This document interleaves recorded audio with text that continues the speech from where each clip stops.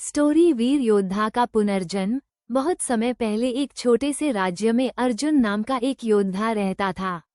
वो निडर, पराक्रमी और अपने गांव का रक्षक था। जब भी कोई संकट आता, अर्जुन सबसे आगे खड़ा हो जाता। लेकिन एक युद्ध में अपने राज्य की रक्षा करते हुए वह वीरगति को प्राप्त हो गया। आखिरी सांस लेते समय उसने मन ही मन सोचा, काश मुझे एक और जीवन मिले ताकि मैं अपना कर्तव्य अधूरा न छोड़ूं। सैकड़ों साल बाद उसी गांव में एक नवजात शिशु ने जन्म लिया। उस बच्चे का नाम था विवेक। जैसे जैसे विवेक बड़ा होने लगा, उसमें कुछ अजीब बातें दिखने लगीं।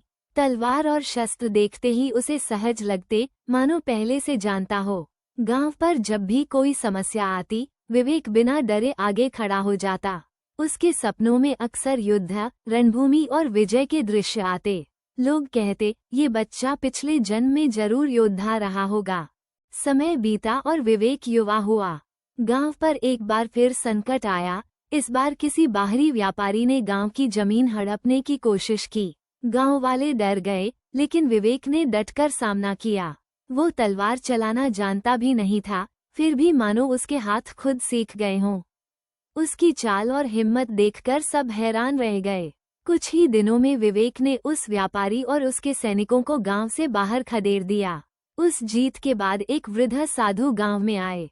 उन्होंने विवेक से कहा, बेटा, तू वही अर्जुन योद्धा है जिसने पिछले जन्म में अपने प्राण त्याग दिए थे। तेरी आत्मा का प्रण था, जब तक तू अपने गांव को सुरक्षित न कर ले, तब तक तुझे शांति नहीं मिलेगी। तेरे इस जन्म का मकसद वही अधूरी जिम्मेदारी पूरी करना था। विवेक को समझ आया कि जीवन केवल एक जन्म की कहानी नहीं है। आत्मा अधूरा काम छोड़ती नहीं, वो अगले जन्म में उसे पूरा करने आती है। ये कहानी सिखाती है कि कभी भी अपनी मेहनत और कर्तव्य को छोटा मत समझो। हो सकता है आज तुम्हारी कोशिश का फल तुरंत न मिले, लेकिन आत्मा हर जन्म में उसे जोड़ती रहती है। जो सपना अधूरा रह जाए, वो अगली जिंदगी में फिर आत्मा तुम्हें वही रास्ता दिखाती है। इसलिए आज मेहनत करो, संघर्ष करो और हार मत मानो।